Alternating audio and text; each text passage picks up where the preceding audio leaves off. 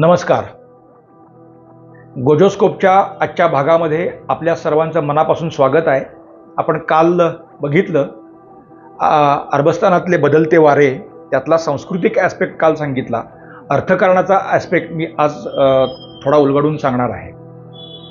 अरब देशांबरोबर आणि त्यातही UAE बरोबर आपले दीर्घकालीन आर्थिक संबंध आहेत. म्हणजे अगदी ऐतिहासिक काळापासूनचे हे, म्हणजे बसरा असेल किंवा अन्य सगळी ठिकाणं, बगदाद बसरापासूनची सगळी जी हे आहे तर तेव्हापासूनचे आहेत. पण आधुनिक काळाचा विचार केला तर हे गेल्या 70 वर्षामध्ये त्या संबंधांमध्ये चढ उतार आहेत, परंतु तरीही ते संबंध राहिलेले आहेत. आणि आपण आर्थिक उदारीकरणाचं धोरण स्वीकारलं, त्यानंतर 2000 नंतर या संबंधांना वेगवेगळे आयाम जोडले जात होते.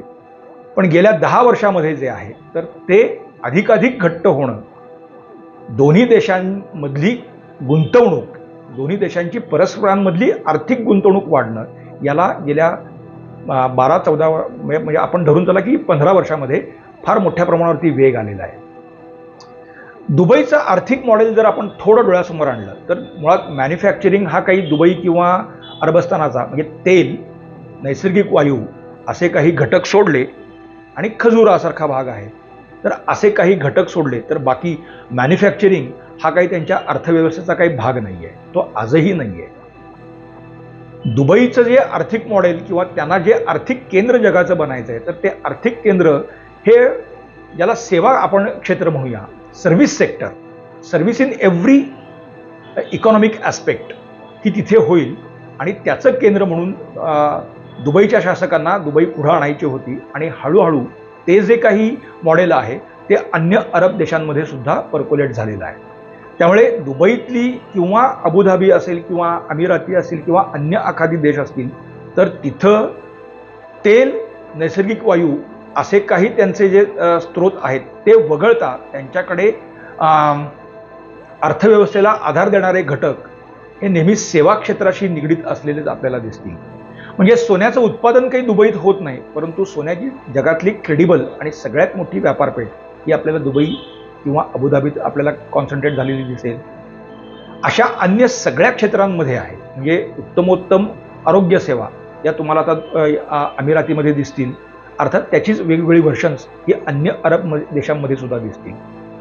परंतु सेवा क्षेत्राच्या बरोबरीने आता गेल्या 5 वर्षांमध्ये आपल्या सरकारने दिलेला सगळ्यात मोठा बदल किंवा भर जो आहे तो मुळात 2 वेगळे सेक्टर मला दिसत आहेत. तर त्यातला एक सेक्टर हा आहे, हा संरक्षण हा एक आहे. म्हणजे गेल्या महिन्यामध्ये सौदी अरेबियाच्या लष्कराबरोबर भारतीय लष्करांनी संयुक्त कसरत केलेली आहे. म्हणजे ज्याला आपण एक्सरसाइज म्हणतो, तर तो आपण केलेला आहे. हे यापूर्वी कधीही घडलेलं नव्हतं. सौदी अरेबियातलं मक्का असेल, मदिना असेल किंवा एकूण सौदी अरेबियाचं संरक्षण हे खरं तर सौदी अरेबियाने पाकिस्तानच्या हाती दिलेलं होतं. त्यांनी एक लष्करही बांधलेलं आहे. ते इस्लामी देशांचे लष्कर, काय इस्लामिक आर्मी असं त्याला म्हणतात. आणि त्याचे आजही प्रमुख जे आहेत तर ते पाकिस्तानचे माजी लष्कर प्रमुख जनरल राहील शरीफच आहेत. ते जनरल राहील शरीफ आजही तिथे असताना, ते त्या इस्लामी किंवा सौदी अरेबियाच्या लष्कराचे प्रमुख असताना सुद्धा आपण हे करू शकलो. म्हणजे संबंधांचा आयाम हा त्या पातळीवरती सुद्धा, संरक्षणाच्या दिशेने सुद्धा हा गेलेला आहे. आपण राफेल घेतलं तसं दुबईनं सुद्धा, म्हणजे अमिरातीनं सुद्धा राफेल घेतलेला आहे. म्हणजे एकीकडे आपण ज्याला आर्मी म्हणतो किंवा नेव्ही, तर आता पुढच्या काळामध्ये अमिराती असतील किंवा त्यानिमित्ताने अन्य देश असतील, विशेषतः अमिराती असतील, तर आपल्या वायुसेनेचे सुद्धा काही एक टाईज या निमित्ताने होऊ शकतील. हे त्यातून स्पष्ट आहे, कारण राफेल भारतात उडतं आणि तिथे उडतं, तर त्याच्यामध्ये काही फरक असणार नाही. सर्व्हिसिंग आणि सगळं मेंटेनन्स, सर्व्हिसिंग आणि ओव्हरऑल कॅपॅबिलिटीज त्यामध्ये फरक काही असणार नाही. त्यामुळे एकच असल्यामुळे पुढच्या काळामध्ये संरक्षण या क्षेत्रामध्ये सुद्धा मोठ्या प्रमाणावरती हे संबंध जाणार आहेत. आणि संरक्षण निर्मिती क्षेत्र ज्याला म्हणतात, कारण दुबई किंवा अरब देशांमध्ये या स्वरूपाचं मॅन्युफॅक्चरिंग सेक्टर नाही आहे, पण मेक इन इंडियामध्ये आपण त्याला एक भर देतो आहे. आणि आता आपण गेल्या काही वर्षात आणि विशेषतः 2 वर्षात जर बघितलं तर संरक्षण उत्पादनांच्या निर्यातीत आपण फार मोठा पल्ला गाठलेला आहे.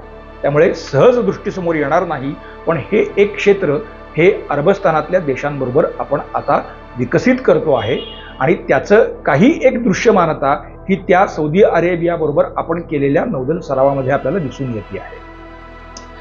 दुसरा जो भाग याच्यातला आहे ती अरबस्थानातली, यात एक आणखी सांगायला हरकत नाही, म्हणजे त्याच्या बातम्या आपल्याकडे फारशा म्हणजे आल्या गेल्या पण त्याच्यावर चर्चा झाली नाही. दुबईनी, विशेषतः दुबईनी पुढाकार घेतला म्हणून, आणि दुबई असं जेव्हा आपण म्हणू तेव्हा अमिराती असा त्याचा खरा आपण अर्थ धरायला हरकत नाही. तर अमिरातीने 2 वर्षांपूर्वी म्हणजे करोनाच्या थोडं आधी एक उपग्रह अवकाशात प्रक्षेपित केलेला होता. तर दुबईत काही शास्त्रज्ञ नाही आहेत. इस्रो असेल किंवा सर्न असेल, जिनिवातलं सर्न जी म्हणजे युरोपीय देशांची जी संघटना आहे अंतराळ संशोधनातली, तर या 2 आणि नासा या 3 संस्थातल्या शास्त्रज्ञांना त्यासाठी त्यांनी कामाला लावलं. म्हणजे त्याच्या अर्थात पैसे दिले, आपण असं सरळ म्हणूया की पैसे दिले, आणि ते त्यांनी त्यांच्यासाठी एक उपग्रह विकसित करून घेतला. आणि आपण मंगळयान हे मोहीम यशस्वी केलेली आहे. तर UAEनं सुद्धा अशी मंगळयान ही मोहीम आखलेली आहे आणि त्याची तयारी सुरू आहे. सांगायला आनंद ह्या गोष्टीचा आहे की आपण म्हणजे इस्रोचं यश जे आहे ते यश केवळ ते अवकाशात प्रक्षेपित झाले म्हणजे ते यश मोठंच आहे, आपण ते जे पल्ले गाठले ते आहेत, परंतु तो एकच ॲस्पेक्ट नाही.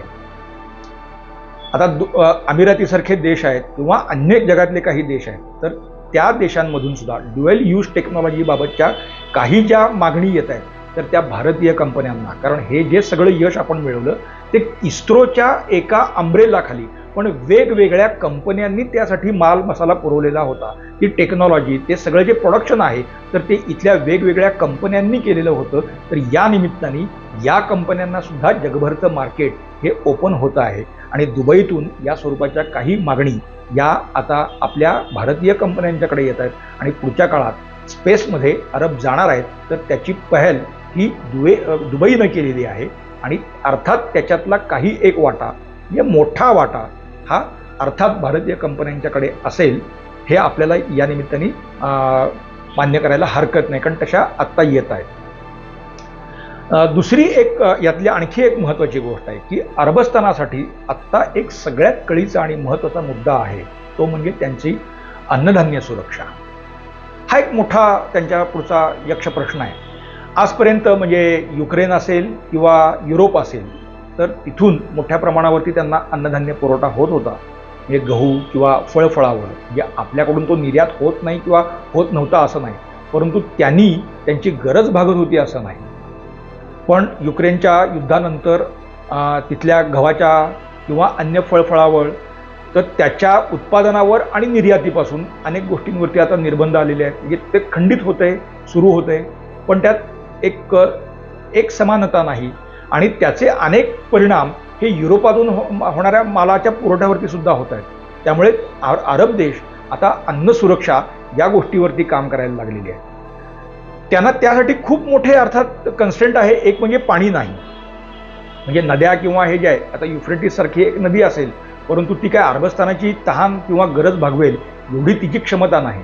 मग जलस्रोत निर्माण करणं, म्हणजे आता पॉलीहाऊस सारखं तंत्रज्ञान जगात अवेलेबल आहे, पण देशाची गरज भागवण्या एवढी म्हणजे ती पॉलीहाऊसेस उभी करणं आणि त्यातून प्रोडक्शन काढणं हे वेळखाऊ आणि अर्थात खर्चिकही असतं. मालाचा सतत पुरवठा आणि विशेषतः अन्नधान्याचा सतत पुरवठा होणं, तर त्याला काही नॅचरल ॲस्पेक्ट्स आणि घटक असतील तरच ते अधिक सुरळीत होतं. तर हे एक सेक्टर जेव्हा आपले पंतप्रधान अन्न सुरक्षा याच्यावरती भर देतात तेव्हा देशांतर्गत नाही तर अशा बाजारपेठांच्या अन्न सुरक्षांकडे आपण गांभीर्याने बघितलं पाहिजे, हे ते सूचना असतं. त्यामुळे पुढच्या काळामध्ये भारतीय कृषी क्षेत्राला जी मोठी संधी आहे हे आपण लक्षात घ्यायला हवं, म्हणून मी ही विशेष नोंद आपल्यापुढे करतो आहे. तिसरा भाग आहे तो मॅन्युफॅक्चरिंगमध्ये हळूहळू ते देश येत आहेत. आता असं मॅन्युफॅक्चरिंग कुठलं असतं की त्यामुळे आपल्याला कदाचित फटका बसू शकतो, म्हणजे आज अजून त्या दिशेने काही पहल होती आहे असं नाही, परंतु आपण भारत, अमिराती, सौदी अरेबिया, इस्रायल आणि तिथून म्हणजे हैफा बंदरातून अगदी ग्रीस, इटलीपर्यंत जाणारी एक आयमेक असा एक प्रकल्प जाहीर केलेला आहे. तर या सगळ्या प्रकल्पाचा एक हेतू असा की व्यापार वाढणं, पण मग व्यापार होण्यासाठी काहीतरी निर्माण पण व्हावं लागेलच ना. मग ती उत्पादनाची केंद्र कुठं कुठं असू शकतील, तर ती केवळ इस्रायल किंवा भारत किंवा अशा काही देशांपेक्षा त्याचं सुद्धा पुढच्या काळात डिसइंटिग्रेशन होणार मग ते कुठल्या कुठल्या गोष्टींचं होऊ शकतं, तर त्याची एक्सपर्टाईज ही कुठल्या पद्धतीनं असू शकते. तर पुढच्या काळामध्ये सौदी अरेबिया असेल किंवा हे देश, तर वस्त्रोद्योगात हे देश मोठ्या प्रमाणावरती येऊ शकतील. तर त्याही दृष्टीने आज वस्त्रोद्योगाला आपलं सरकार जे काही वजन किंवा धोरण त्यातलं राबवतं आहे, तर त्याचे संदर्भ इथेही आपल्याला काही प्रमाणात बघायला मिळतील. पुन्हा आखाती देशांमध्ये आपण जेव्हा बघतो तेव्हा ते अरब, तर ती एकच एक आयडेंटिटी नाही. अरबांमध्ये सुद्धा आता आपण बघितलं की ओमानचे लोक वेगळे आहेत, म्हणजे तिथे शिया सुन्नी हा जसा भाग आहे तसे त्यांचे वांशिक सुद्धा म्हणजे हौती बंडखोर आपण म्हणतो, पण ते हौती आहेत. आपण त्यांना बंडखोर किंवा हे म्हणायचं आपल्याला काहीच कारण नाही. हौती ही एक वेगळी त्यांची ओळख आहे, ती वांशिक आहे, ती प्रादेशिक आहे. तशी येमेनी अरब ही त्यांची एक वेगळी आहे. सौदी अरब ही सुद्धा त्यांची एक वेगळी ओळख आहे. तर त्याही गटांमध्ये हे काही विभागलेले समाज घटक आहेत. परंतु त्यांना एकत्र आणणं, त्यांचे मतभेद विसरून सुद्धा, म्हणजे कतार आणि सौदी अरेबिया हे खरं तर दोन टोकावरचे घटक आहेत. परंतु भारताचे कतारबरोबरही संबंध चांगले आहेत आणि सौदी अरेबियाबरोबर सुद्धा चांगले आहेत. सौदी आणि इराण हे त्या राजकारणातले दोन परत उत्तर दक्षिण ध्रुव आहेत. पण इराणशीही आपले संबंध चांगले आहेत आणि सौदीशीही आपले संबंध चांगले आहेत. म्हणजे ही तारेवरची कसरत ही आपण करतो. पण आखातामध्ये आता आपला पुढचा टप्पा आयमेकच्या निमित्ताने हा मध्य आशिया आणि युरोप हा टप्पा आपल्याला गाठायचा आहे आणि त्याही दृष्टीनं या आयमेकचं महत्त्व मोठं आहे.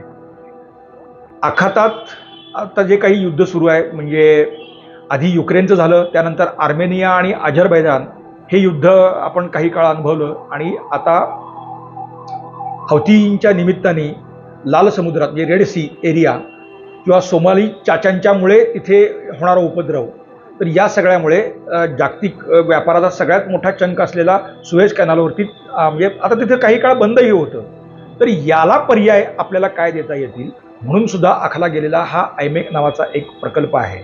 तर संबंध हे या पातळीवरती जात आहेत आणि हे होत असताना एका बाजूला हिंदू बहुल भारत जसा आहे तसा दुसरीकडे ज्यू बहुल इस्रायल हा सुद्धा यामध्ये एक रोल हा प्ले करतो आहे. त्यामुळे आत्ता जे काही अर्थकारण फिरणार आहे किंवा फिरायची सुरुवात झालेली आहे त्याचे सूचन आपल्याला सौदी अरेबिया आणि दुबईमध्ये दिसतंय.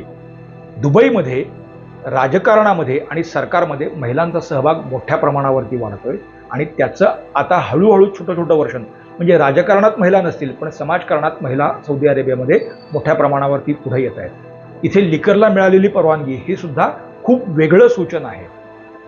तर या ज्या गोष्टी सामाजिक स्तरावरती तिथे बदलत आहेत, तर या सगळ्या बदलांमध्ये अर्थात प्रोडक्शन हब म्हणून भारताला तिथल्या भूमिका या तिथल्या बदलत्या राजकारणामध्ये काही एक ठळक आणि मध्यवर्ती भूमिका घेण्याची मोठी संधी ही आपल्याला या काळानं उपलब्ध करून दिलेली आहे.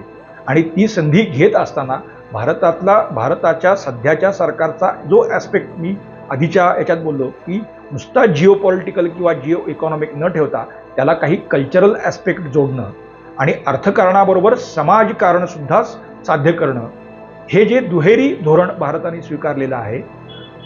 अबुधाबीतल्या मंदिराच्या निर्माणामुळे त्याला काही एक प्रमाणात बळ मिळालेलं आहे. आणखी एक उल्लेख इथे या निमित्ताने करायला हरकत नाही. सौदी अरेबियाचे क्राऊन प्रिन्स असं म्हणतो पण ते डिफेक्टो राजे आहेत, मोहम्मद बिन सलमान उर्फ MBS. ते जेव्हा भारत दौऱ्यावर आलेले होते 1 वर्षापूर्वी, तर त्यावेळेला आपण अनेक करार केले आणि आर्थिक करारांच्या संदर्भामध्ये आपल्याकडे खूप सारं लिहून आलं. पण त्यावेळेला एक करार आपण असा केला आणि आता दुबईबरोबर पण आपण तो करार केला आहे. तो म्हणजे दुबई म्हणजे UAE आणि सौदी अरेबियाचे नॅशनल आर्काइव्ह्ज भारतीय अभ्यासकांना खुली करून द्यावी असं त्या कराराचं स्वरूप आहे. मित्रांनो, हे आपल्याला खूप छोटं वाटेल किंवा याचं महत्त्व आज कदाचित आपल्याला लक्षात येणार नाही, पण अरबांना ही गरज वाटती आहे की त्यांचा इतिहास नेमका काय होता. त्यांनी खूप साऱ्या गोष्टी जमवून ठेवल्या पण त्या जगासाठी उपलब्ध होत नव्हत्या. आता हा करार झाल्यामुळे भारतातल्या अनेक संशोधकांना अरबस्तानातली ही नॅशनल आर्काइव्ह्ज खुली होणार आहेत आणि या निमित्तानं अरबस्तान किंवा त्या प्रदेशातले खाल्डियन असेल, सुमेरियन असेल, असिरियन असेल, तर या संस्कृतीच्या अभ्यासाची नवी दालनं खुली होतील आणि त्यातून पुन्हा एकदा भारतवर्षाच्या आपल्या इतिहासावरती आणि त्यांच्याही इतिहासावरती काही एक प्रमाणात का असेना पण प्रकाश पडेल. ही पुन्हा प्रक्रिया स्लो आहे पण प्रकाश पडेल आणि त्यातूनही त्या आणि आपल्या समाजमनामध्ये बदल घडणं हे शक्य आहे. अर्थात ही प्रक्रिया धीमी आहे, परंतु त्या दिशेनं टाकलेली ही पावलं म्हणून आपण या सगळ्या गोष्टींकडे बघायला हरकत नाही. अरबस्थानातल्या राजकारणाचे वारे बदलत आहेत, ते या स्वरूपाचे आहेत आणि म्हणूनच आपण एक कल्चरल ॲस्पेक्ट आणि स्ट्रॉंग इकॉनॉमिक ॲस्पेक्ट घेऊन तिथे उतरलेलो असल्यामुळे पश्चिम आशिया किंवा ज्याला मध्यपूर्व असं अमेरिका किंवा युरोप म्हणतं, तर त्या सगळ्या भागामध्ये आज भारताला मध्यवर्ती भूमिका करण्याची संधी मिळालेली आहे. मित्रांनो, आजचं विवेचन आपल्याला कसं वाटलं आम्हाला आवर्जून सांगा. तुमच्या प्रतिक्रियांचं स्वागत आहे. लाईक करा, शेअर करा, सबस्क्राईब करा गोजोस्कोप. धन्यवाद.